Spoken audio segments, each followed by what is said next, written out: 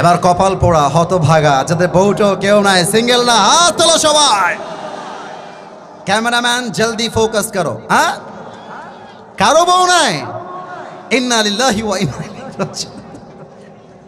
আমি দোয়া করে দিই আজকের মাহফিলে, আল্লাহ যাদের বউ নাই সবাইকে দিনদার নেককার বউ দিয়ে দেওয়া, পড়েন সবাই আমিন। আমার ওয়াজে আমি মাঝে মাঝে মজা করে বলি, শীতকালে যার বউ নাই তার জীবনে কিছুই নাই। শীতকালে কম্বল দিয়ে শীত দূর হবে না, ল্যাপ দিয়ে শীত দূর হবে না, ঘরে ঘরে বউ দরকার। আব্বা বোঝে না, আব্বা বোঝে না। আব্বা বলে, এই তুই নিজের পায়ে দাঁড়িয়ে বিয়ে কর। আমি দেখলাম অনেক মায়েরা আসছেন, আমি দেখলাম অনেক বোনেরা আসছেন। মায়েদের কাছে আবদার রাখবো আমরা সবাই, আপনার মেয়েকে শিক্ষা দিবেন। তার জন্য গাঞ্জাখোর জামাই পারফেক্ট হবে না, দিনদার জামাই তার জন্য পারফেক্ট হবে। মেয়েরা গাঞ্জাখোর দেখলে ক্রাশ খায়। What is this? রুচি কি এত খারাপ হইতে পারে? একটা মেয়ের রুচি কি এত খারাপ হয়? আমার কাছে অবাক লাগে, পার্কে যত মেয়েরা প্রেম করে বেড়ায় তার 80% বোরকাওয়ালিরাই প্রেম করে বেড়ায়। বলো, বোরকা পড়লেই দেখলে মনে হবে ইয়ার ये तो अभी कभी जन्नत से भाग के दुनिया में आई है, কনফার্ম জান্নাতি মনে হয়। কিন্তু কিছু বোরকাওয়ালি আছে দেখবা একাই 4টা ছেলেকে নাকের ডগায় রশি দিয়ে এমনি এমনি ঘোরায়। অতএব আমি একটা কথা রাজশাহীর মাহফিলে বলেছিলাম, আমার বাবা ছিল, মা ছিল, আমার ছোট বোন ছিল, আমার নানা নানি সবাই ছিল। আমি ব্যর্থহীন কণ্ঠে বলেছি, আগামীর সংগ্রাম বিয়ের সংগ্রাম, আগামীর সংগ্রাম চরিত্র রক্ষার সংগ্রাম, আগামীর সংগ্রাম ব্রেকআপের সংগ্রাম। এবার কিন্তু ঠিকটা জোরে হয় নাই। মাথায় রাখতে হবে, যত প্রেম হবে বিয়ের আগে নয়, বিয়ের পরে বউয়ের সাথে প্রেম হবে। ঠিক কিনা বলো? আল্লাহ তুমি যুবকদেরকে বউ পাওয়ার তৌফিক দান করো, পড়েন সবাই আমিন। আমি তেলাওয়াত করছি আমার তাফসীরের আয়াতগুলোকে। আউযু বিল্লাহি মিনাশ শাইতানির রাজীম। কুল লা ইউসিবানা ইল্লা মা কাতাবাল্লাহু লানা। 10 নম্বর পারা, সূরাতুত তাওবা। Allah says in this ayah, whatever I have decided for you will must happen. আল্লাহ বলছে, বান্দা তোমার কপালে আমি আল্লাহ যা লিখে রেখেছি এটা অবশ্যই হবে। And whatever I have not decided for you will never happen. আমি যা লিখে রাখি নাই তা কখনো হবে না। পারতপক্ষে ভাগ্যে যাই লেখা থাকুক, ভালো হোক কিংবা মন্দ হোক, এই পুরো তাকদীরের ব্যাপারটা, এই সব ক্ষমতা এক সত্তার হাতে। বলেন সবাই, তিনি কে? আল্লামা ইকবাল রহমতুল্লাহি আলাইহি, যার কথা আমার এই আয়াত শুনলে পড়লে মনে পড়ে যায়। পাকিস্তানের একজন টপ ফেমাস উর্দু শায়ের, ওনার লেখা উর্দু কবিতা কেউ যদি বুঝতে পারে, এই দেখেন গায়ের পশম দাঁড়িয়ে যাবে, এত চমৎকার কথা। আমি তার একটা কবিতা অ্যাড করতে চাই এই আয়াতের সাথে তর্জমাকে বোঝাবার জন্য। আমি আশা রাখবো উর্দু বললেই বাংলা আপনারাই বুঝে যাবেন, আমাকে ট্রান্সলেট হয়তোবা করতে হবে না। আল্লামা ইকবাল লিখেছেন, जो नसीब में है वो कभी छिन नहीं सकता और जो नहीं है वो कभी मिल नहीं सकता।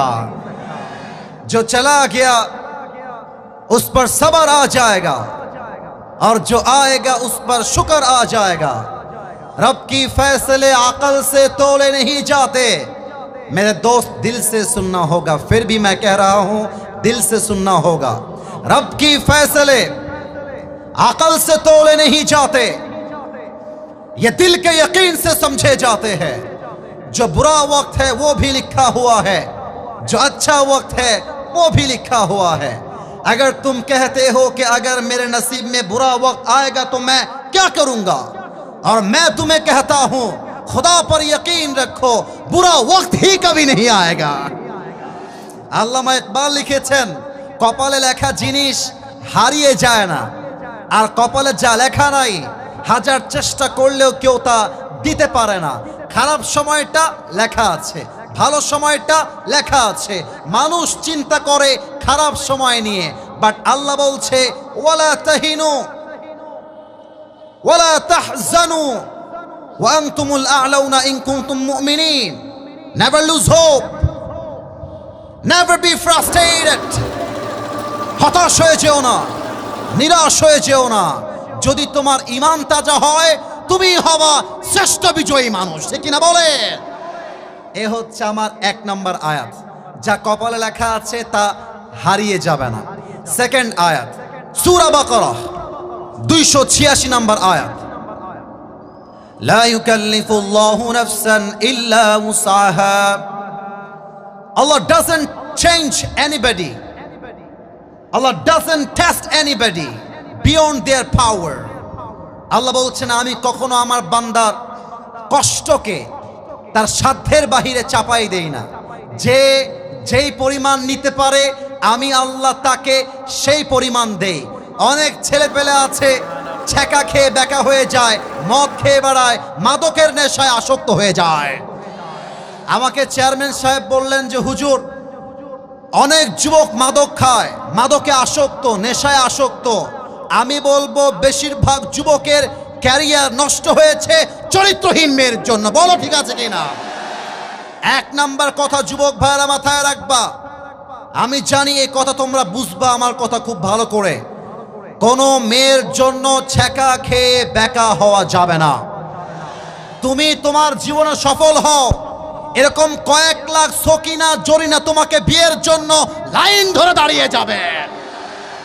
Allah doesn't test anybody beyond their power, beyond their capacity, beyond their capability. আল্লাহ কখনো তার বান্দাকে তার কষ্টটা সাধ্যের বাহিরে চাপিয়ে দেয় না। সর্বশেষ আয়াত, وَمَن يَتَوَكَّلَ عَلَى اللَّهِ فَهُوَ حَسْبُهُ. Whoever trusts in Allah subhanahu wa ta'ala, Allah is sufficient for him. যে ব্যক্তি সুখে দুঃখে আল্লাহকে ভরসা করে, আল্লাহ বলছে আমি একাই তার জন্য যথেষ্ট হয়ে যাই। সুবহানাল্লাহ পড়বেন না আপনারা সবাই? এই হচ্ছে আমার তেলাওয়াতকৃত 3টি আয়াত এবং তার তরজমা এবং সারাংশ কথা বলে দেই, তারপরে আমি তাফসীরে প্রবেশ করতে চাই। সারাংশ কথা, আমাদের জীবনে যত বিপদ আসুক, যত কষ্ট আসুক, ভেঙে যাওয়ার কোনো কারণ নাই। মাথায় রাখতে হবে, রাখে আল্লাহ, মারে কে? মারে আল্লাহ, রাখে কে? এবার আসুন আমরা হাদিসে যাই। কুড়িগ্রামবাসী বেয়াদবি নেবেন না, একটা কথা বলেই ফেলি। আমি তো কুড়িগ্রামের ভাষা জানি না, আমার ভাষার মতো আমি কথা বলছি। বেয়াদবি নেবেন না, জিজ্ঞেস করছি আমার কথা কি বোঝা যায়? একটু বললে ওয়াজটা আরো ভালো করে করা যায়। বোঝা কি যায়? আচ্ছা আপনারা বলেন তো, আমার নবীর সবচাইতে কাছের কলিজার টুকরা মেয়ে কি নাম ছিল তার? কে বলতে পারে?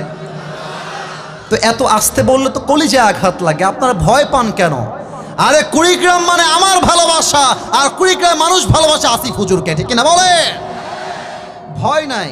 আবার কবে দেখা হবে আল্লাহ ছাড়া কেউ জানে না। আমরা আমাদের ওয়াজটাকে আজকে ইতিহাস করে রাখতে চাই, একটু উত্তর দিতে হবে। বলেন তো সবাই, আমার নবীর কলিজার টুকরা মেয়ে তার নাম কি ছিল? উত্তরটা 80 ভাগ আসছে। আর একবার, নাম কি ছিল? এবার বলেন তো, আমার কলিজার টুকরা নবীজির মেয়ে ফাতেমার জামাইয়ের নাম কি ছিল? Right answer. এবার একটা প্রশ্ন করব, বাচ্চাও পারবে, কেউ আটকাবে না, আমি জানি পারবে ইনশাআল্লাহ। বলেন তো, আমার নবীজির কলিজার টুকরা মেয়ে ফাতেমার গর্ভ থেকে 2 জন জান্নাতের সর্দার এসেছিল। 1 হাসান 2, আর একবার 1 হাসান 2। আলীকে বলা হতো আসাদুল্লাহি আল গালিব। আমি এখন হাদিস থেকে প্রমাণ করতে চাই তাওয়াক্কুল কাকে বলে, আল্লাহর উপরে ভরসা কাকে বলে, আল্লাহর দেওয়া শক্তি কাকে বলে। আর আমরা মাঝে মাঝেই বলি, কপালে যদি আল্লাহ বিজয় লিখে রাখে, হারিয়ে দিবে এমন কোনো বাপের বেটা জন্মগ্রহণ করে নাই। দেখেন, খন্দকের যুদ্ধে এক কাফের, তার নাম হচ্ছে আমর বিন মারহাব। আমর বিন মারহাব মদিনায় আসছে, এসে ডাক দিয়ে বলছে, মুসলমানের বাচ্চারা, আচ্ছা আমাকে একবার দেখেন তো, আমি যে ওয়েস্ট কোটটা পরে আছি, হাদিস বোঝাবো এর জন্য জিজ্ঞেস করছি, এটা কি লোহার না কাপড়ের? উত্তরটা আর একটু জোরে চাই, লোহার না কাপড়ের? আচ্ছা, আরেকবার দেখবেন, এই যে জুব্বার হাতারটা দেখা যায়, এটা কি লোহার না কাপড়ের? লুক অ্যাট মাই হেড, এই যে আমার মাথা দেখেন, এই যে টুপিটা পরে আছে, এটা কি লোহার না কাপড়ের? আমর বিন মারহাব যুদ্ধ করতে আসছে, তার বুকের পুরো পোশাকটা লোহার দ্বারা তৈরি, মাথার মুকুট লোহার দ্বারা তৈরি। এসে বলছে, মুসলমানের বাচ্চারা, কে শহীদ হতে চাস? কার বুকের পাটা আছে, আয় আমার সামনে এসে দাঁড়া। সব সাহাবা একরাম বের হয়ে আসছে, কিন্তু সামনে কেউ আগায় না। আল্লাহ রসুল বলছেন, এই কে আছো, বের হও যুদ্ধের জন্য। কেউ হাত তুলে না। আলীর বয়স সবচেয়ে কম, আমাকে একটু দেখবেন, আলীর মাথাটা নিচু, হাতটা উঁচু।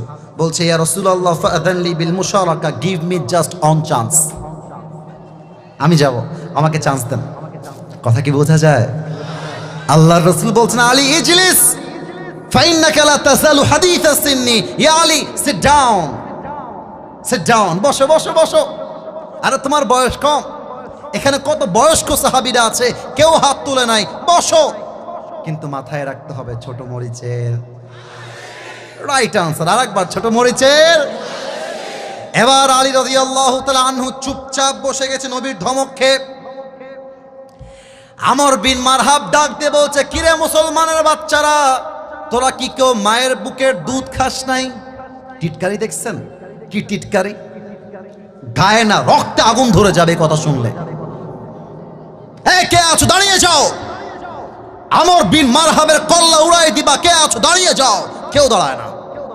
আলী হাত তুলেছে, বলছে, নবী আমাকে একটা চান্স দেন, একটা তোপ মারবো, আমর বিন মারহাবের কল্লা 40 হাত দূরে পড়বে। আল্লাহু আকবার। আলী বসো বসো, বয়স কম, বসো, আরো সাহাবীরা আছে, বসো। আলী বসে গেছে, কিন্তু এবার আমর বিন মারহাব খুব বাজে কথা বলেছে। আমর বিন মারহাব বলছে, এই মুসলমানের বাচ্চারা, কে আছিস সন্তানকে ইয়াতিম করতে চাস, আয়।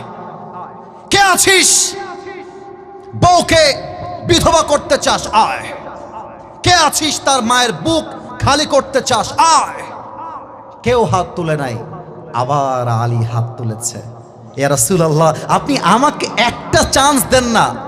তখন আল্লাহর রাসূল বুঝে গিয়েছেন, ওয়া মান ইয়াতাওয়াক্কাল আলাল্লাহি ফাহুয়া হাসবুহ। আরে আলী তো হাত তুলেছে বয়সের জন্য নয়, ওর বুক ভরা কলিজার কলিজা, আর কিছু নয়, ঠিক না বলো? তাওয়াক্কুল কাকে বলে? এবার আলী নবীর কাছে আসছে। এখানে দেখানোর মতো কিছু নেই, জাস্ট এইটা দেখাই। এটা হচ্ছে টিস্যুর বক্স। এবার আপনাদের পালা। কিসের বক্স? উত্তরটা কমে গেল কেন? কিসের বক্স? একটা মিনিটের জন্য ভাবেন যে এইটা কোনো টিস্যুর বক্স নয়, এটা হচ্ছে বিশাল লম্বা একটা তরবারি, নাম হচ্ছে জুলফিকার। আলী এদিকে আসো, এই নাও তোমার জুলফিকার, যুদ্ধে নেমে পড়ো। এবার রাসূল একটা মারাত্মক বাক্য বললেন, ইযহাব ফাইন্নাল্লাহা মাআকা, গো and remember one thing, Allah is with you forever. Ali যাও, মাথায় রাখবা কেউ থাকতে না পারে, বাট তোমার সাথী একজন। বলেন তো তিনি কে? এত আস্তে বললে হয়? একবার শাহাদত আঙ্গুলি উত্তোলন করে বলেন তিনি কে? এবার আলী দৌড় দিয়ে আমর বিন মারহাবের সামনে দাঁড়িয়ে গিয়েছে। এই হাদিস বোঝাবার জন্য আমি একটু পেছনে গেলাম। আমার 2 হাত দেখবেন আমি উঁচু করছি, এইটার নাম হচ্ছে সামিয়ানা। এটার নাম কি আনা? সামিয়ানা। এত উঁচুতে যদি আমি দেখতে চাই, আমি এমন করে দেখলে ক্লিয়ারলি দেখতে পাবো না, আমার চোখটা দেখবেন, আমার চোখটা এমন করে উঠাইতে হবে। তো আমর বিন মারহাব হাইটে এত লম্বা যে তাকে দেখার জন্য আলীর চোখটা এমন করে রাখলে হবে না, চোখটা এমন করে তুলতে হবে। আর আলীর হাইট এত ছোট যে আমর বিন মারহাব আলীকে দেখতে চাইলে মাথাটা নিচু করে দেখতে হবে, এত লম্বা। তো আলী দাঁড়ায় গেছে আমর বিন মারহাবের সামনে। মাদ্রাসার ছাত্ররা খুব ভালো করে বুঝবেন কথাটা। যখন কোনো যুবককে বলা হয় মান আনতা আইয়ুহাল গোলাম, এর মানে হচ্ছে যুবককে আমরা টিটকারি করছি আরবি ভাষায়। মান আনতা আইয়ুহাল গোলাম। আমর বিন মারহাব বলছে, এই বাবু তোমার বাড়ি কোথায়? আলীকে বলছে, এই বাবু তোমার বাড়ি কোথায়, তুমি কে? আলীর গায়ে আগুন ধরে গেছে। আরে বেটা তুই কারে বাবু বলিস রে? তাও রাগ কন্ট্রোল করেছে, বলছে আনাল্লাযী সাম্মাতনি উম্মি হায়দারা, আমি হলাম সেই যুবক যে যুবককে তার মা নাম দিয়েছে হায়দারা। এমন এক সিংহ, এমন এক বাঘ, যখন সে শিকার করতে যায়, শিকারকে শিকার না করা পর্যন্ত তার আক্রমণ, তার অ্যাটাকটা কমে যায় না। তার নাম হায়দারা, আমি হলাম সেই যুবক। আল্লাহু আকবার। এবার আমর বিন মারহাব একটা মুচকি হাসি দিয়েছে আর টিটকারি মানে বলছে, ও আচ্ছা আচ্ছা তোমার নাম হায়দারা, আরে বেটা তোর আসল নাম কি তাই বল। কথার স্টাইলটা বুঝবেন। টিটকারি মারছে আলীকে, এই তোর আসল নাম কি তাই বল। তো আলী বলছে ইসমি আলী, আমার নাম হলো আলী। এবার আমর বিন মারহাব অবাক হয়ে গেছে, বলছে আলী? ও আচ্ছা আচ্ছা, তুমি কি আলী বিন আব্দুল মুত্তালিব? এই তুমি কি আব্দুল মুত্তালিবের ছেলে? বলছে না, আনা আলী বিন আবি তালেব, আমি আব্দুল মুত্তালিবের ছেলে নয়, ওটা আমার দাদা, বাপের নাম আবু তালেব। বলছে ওহো ভাতিজা, তুমি তোমার ভাতিজা হও, তোমার বাপ তোমার বন্ধু লাগে। এই ভাতিজা, আমি হলাম তোমার চাচা, আমি চাচা হয়ে তোমার মতো বাচ্চার গায়ে হাত তুলি কেমনে? যাও যাও যাও, ওই যে আমাদের হুজুর বলে না সোনামণি নতুন নতুন, যাও যাও যাও। এবার কিন্তু আলী আর রাগকে কন্ট্রোল করতে পারে নাই। আলী বলছে, তুই কাকে বাচ্চা বলিস? আয় না আয়, একবার যুদ্ধ করে দেখ, একটা কোপ মারবো তোর কল্লা তোর দেহ থেকে আলাদা হয়ে যাবে। আল্লাহু আকবার। এবার আমর বিন মারহাব বলছে, ঠিক আছে তাই তো, আয় মার আমাকে। কিন্তু এবার আলী রাদিয়াল্লাহু তাআলা আনহু একটা চমৎকার দামি কথা বলেছেন। এটা বলার পূর্বে আমি আমার কুড়িগ্রামবাসীকে একটা প্রশ্ন করতে চাই, লজ্জা পাবেন না, দিল থেকে উত্তর দিবেন, ভয় পাবেন না। আমাদের শহীদ আবু সাঈদ 5 আগস্টের আগে যখন বের হয়েছিল, এই আমাকে উত্তর দিবেন জোরে, নয় আমি বুঝবো আপনারা স্বৈরাচারের পক্ষ হয়ে কাজ করছেন। আমি উত্তর চাই। শহীদ আবু সাঈদ কি রাস্তায় বের হয়ে কাউকে আগ বাড়িয়ে গুলি করেছিল? আর একটু জোরে বলেন। কাউকে চাকু দিয়ে আঘাত করেছিল? কারো কল্লা উড়াই দিয়েছিল? কাউকে মেরে শেষ করে দিয়েছিল? আমার ভাইয়ের দাবি কোটার সংস্কার চাই। আমার ভাই তো কারো গায়ে হাত তোলে নাই, আপনারা তার বুকে গুলি মারলেন কেন? এটার দ্বারা শিক্ষা, মুসলমান কাউকে আগ বাড়িয়ে মারতে চায় না, বাট মুসলমানকে কেউ মারতে আসলে মুসলমান সেই কালো হাত ভেঙে গুড়িয়ে দেয়। শহীদ আবু সাঈদ যখন জীবন দিয়েছিল, তার বুকের গুলি তার গায়ে লাগে নাই, এটা 18 কোটি তাওহীদ জনতার কলিজায় গিয়ে আঘাত করেছিল। ঠিক কিনা বলো? আলী বলছে, আমর বিন মারহাব, আমি তোকে মারতে পারবো না, আগে তুই আমাকে অ্যাটাক করবি, and then I will defence attack. তোর মারার পরে আমি মারবো, আয় মার। এবার দেখেন আমর বিন মারহাব কেমনে মেরেছে। আমার সামনে টেবিল তো, না হয় আরো ভালো করে বুঝাই দিতাম, জাস্ট এক্সাম্পল দিচ্ছি বোঝাবার স্বার্থে। এইটা হচ্ছে 2 পা। আমর bin মারহাব 2 legs are attached together, 2টা পা একসাথে করেছে, এটা যুদ্ধের কৌশল। আর তরবারিটা জাস্ট লাইক দিস, এমন ভাবে রেখেছে, একটা লাফ দিয়েছে। আর তরবারিটা লাফ দেওয়ার পরে এখান থেকে পেছন থেকে নিয়ে দেহের সমস্ত শক্তিকে উজাড় করে আলীর ডান কাঁধে একটা আঘাত করেছে। আর আলী তা জুলফিকার তুলে বলছে, হাসবুনাল্লাহু ওয়া নি'মাল ওয়াকিল, নি'মাল মাওলা ওয়া নি'মান নাসির। যে আঘাতে আলীর দেহটা 2 টুকরো হয়ে যাবে, তাওয়াক্কুল কাকে বলে? আঘাতটা আলীর জামা পর্যন্ত স্পর্শ করতে পারে না। এত আস্তে সুবহানাল্লাহ পড়লেন, আরেকবার পড়েন, আরেকবার পড়েন। একবার সুবহানাল্লাহ পড়বেন, জান্নাতে একটা গাছের মালিক হয়ে যাবেন। এক গাছের মালিক হয়ে গেছেন, আরেকবার পড়েন, আরেক গাছের মালিক, আরেকবার পড়েন। খালি পড়বেন সুবহানাল্লাহ, আলহামদুলিল্লাহ, লা ইলাহা ইল্লাল্লাহ, আল্লাহু আকবার। জান্নাতে গিয়ে দেখবেন আপনার জন্য প্রাসাদ আর হাজারো গাছ জান্নাতে পড়ে আছে। সুবহানাল্লাহ পড়বেন না আপনারা? এবার আমর বিন মারহাবের কলিজা ধুক ধুক ধুক ধুক ধুক ধুক করতে শুরু করেছে, কারণ আমি তো মেরে কিছু করতে পারলাম না, এবার তো আমার পালা। আলী বলছে Amr bin Marhab get ready, it's my turn, ready হয়ে যা, এবার তোকে আমি দেখে নিব। আলী জাস্ট 2 স্টেপ ব্যাক, পেছনে আসছে, 2 legs আর অ্যাটাচ টুগেদার, দুইটা পা একসাথে করেছে, একটা লাফ দিয়ে জুলফিকারটা তুলে আলী বলছে নারে তাকবীর, আল্লাহু আকবার। একটা আঘাত দিয়েছে, আমর বিন মারহাবের লোহার পোশাকটা ভেঙ্গে চুরে পুরো দেহটা এক কোপে 2 আধখান হয়ে ছিটকে জমিনে পড়ে গিয়েছে। আল্লাহু আকবার। টেবিলটা সামনে না থাকলে আরো ভালো করে বুঝাই দিতাম। আমি সরি, আমি হাদিসটা বোঝাতে চাই ভাষা দিয়ে নয়, অভিনয় করে। আমার জুতা কি একটু হলো দেখা যায়?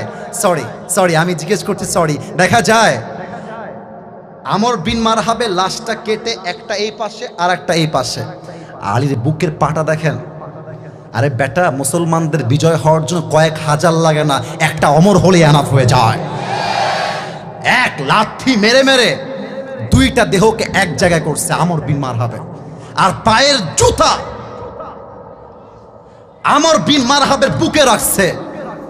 আলী বলছে এই বেটা, কাইফা তুকাতিলুনি আনতা তা'বুদু হাজারান ওয়া আনা আব্দু রাব্বি মুহাম্মদ, তুই আমাকে মারবি কেমন করে?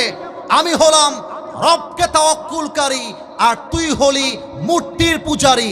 মাথায় রাখবি, পাথর পূজারী, মূর্তি পূজারী, কাফের, বেঈমান, নাস্তিক, মুরতাদ মুসলমানদের একটা চুল বাঁকা করবার ক্ষমতা রাখে না। ব্যাস, নবীর কাছে গিয়ে বলছে নবী হে কাম তামাম, খালাস। নবীজি বলছে আলী মাথায় রেখো, তুমি যখন আঘাতটা করেছো, এই আঘাতটা তোমার গায়ের শক্তি নয়, তোমার হৃদয়ের ঈমান আর তাওয়াক্কুল তোমাকে কাফেরের বিরুদ্ধে বিজয় লাভ করতে দিয়েছে। ঠিক কিনা বলো?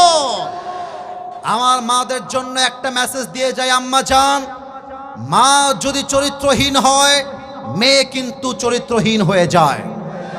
একজন মেয়ের চরিত্রহীন হওয়ার পেছনে 90% বেশি তার মা দায়ী থাকে। ঠিক কিনা বলো? প্রত্যেকটা মা বোনকে বলবো শিক্ষা নেন। আজকে আমার হাফেজরা পাগড়ি নিয়েছে, আপনার সন্তান কোনো গায়ক হবে না, নায়ক হবে না, আপনার সন্তান হবে একজন কোরআনের হাফেজ সন্তান। ঠিক কিনা বলেন? 2 নাম্বার মেসেজ আমার বোনদের জন্য, মায়েদের জন্য নয়। বোনদেরকে আমি বিনয়ের সাথে আবদার করব, যেহেতু আমার সময় কম, বলে দিয়ে দোয়া করে দিয়ে যাই। বোন আমার, বোরকা পরার সময় টাইট ফিটিং বোরকা নয়, আপনাকে ঢিলা ঢালা বোরকা পরতে হবে।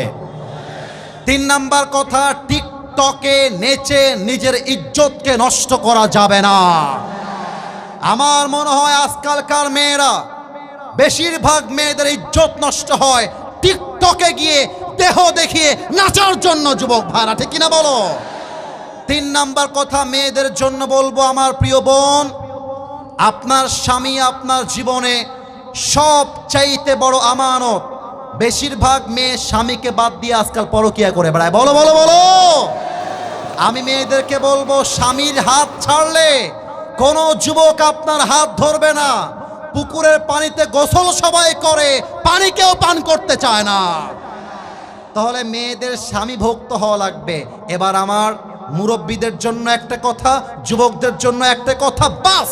আমার আব্বাজান আমাকে একটু দেখবেন, যুবক ভাইরা আমাকে একটু দেখবেন। এইটা আমার মুখে কি? এত আস্তে বললে ওয়াজের শেষটা ভালো হবে না। এটার নাম কি?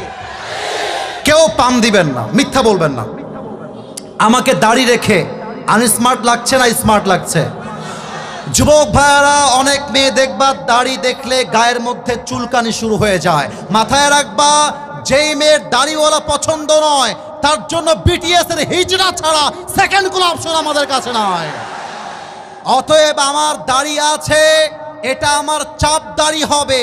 যদি বিয়ে করতে চাও ওয়েলকাম, আর যদি বিয়ে করতে না চাও দাড়ির জন্য, সোজা কথা, ক্লিয়ার কথা, যে দাড়ির জন্য বিয়ে করতে চায় না সে আমার বাড়ির বউ হওয়ার যোগ্যতাই রাখে না। অতএব যুবকরা আজ থেকে দাড়ি রাখবা তো ইনশাআল্লাহ। এবার আব্বাজান আপনি আমাকে শুনবেন, আমি দেখেছি আজকে জোহরের নামাজে কুড়িগ্রামের রাস্তা না রংপুরের রাস্তায় মুরব্বি দিয়ে মসজিদ ভরা। আমার মুরব্বিরা 5 ওয়াক্ত নামাজ পড়ে না, জাস্ট তাহাজ্জুদও পড়ে, কিন্তু আমার কষ্ট লাগে সাদা দাড়িওয়ালা মুরব্বি চায়ের দোকানে বসে পায়ের উপরে পাটা তুলে দিয়ে বলো বলো বলো বলো বলো বলো, চায়ের দোকানে বসে জাস্ট বিড়ি খায় তা না, বিড়িও খায়, মান্নার সিনেমা দেখে, বসে বসে সিনেমা দেখে বেড়ায়, আর বলে কি ওয়াজ হলো এইটা, ওয়াজ তো পছন্দ হয়নি। ও চাচা আপনি কনফার্ম জান্নাতি হয়ে গেলেন আব্বা জান। না না, মাথায় রাখবেন আমার মুরব্বি যখন সাদা দাড়ি দিয়ে চায়ের দোকানে বিড়ি টানে, যুবকদের চরিত্র এমনিতেই নষ্ট হয়ে যায়। আব্বা জান আমি আপনার পায়ে হাত রাখলাম, আপনি বিড়িখোর হবেন, আপনার ছেলে গাঞ্জাখোর হবে, আপনি বিড়িখোর হবেন, আপনার ছেলে হুক্কাখোর হবে, ঠিক কিনা বলো? আব্বা জানদের পায়ে হাত। 1 নাম্বার, চায়ের দোকানে বসে বিড়ি টানবেন না। 2 নাম্বার কথা, আব্বা জান এবং আম্মা জান জাস্ট নামাজি হলেই জান্নাতি হওয়া যায় না, দাড়ি রাখলেই জান্নাতি হওয়া যায় না। আপনার ছেলের বিয়ের বয়স পার হয়ে যায়, আপনি বিয়ে দেন না, এটার জন্য আপনাকে জাহান্নামে যেতে হতে পারে। অতএব আমার কথা একটা, মাদক বন্ধ করতে চাইলে যা স্লোগান দিয়ে হবে না, ওয়াজ দিয়ে হবে না, প্রত্যেকটা যুবককে সহযোগিতার হাত বাড়িয়ে বিয়ের পিড়িতে বসায় দেওয়া লাগবে। হাত তুলে বলো ঠিক কিনা? আল্লাহ মুরব্বী আব্বা জানদেরকে, মাদেরকে বোঝার তৌফিক দান করুক, পড়েন সবাই আমিন।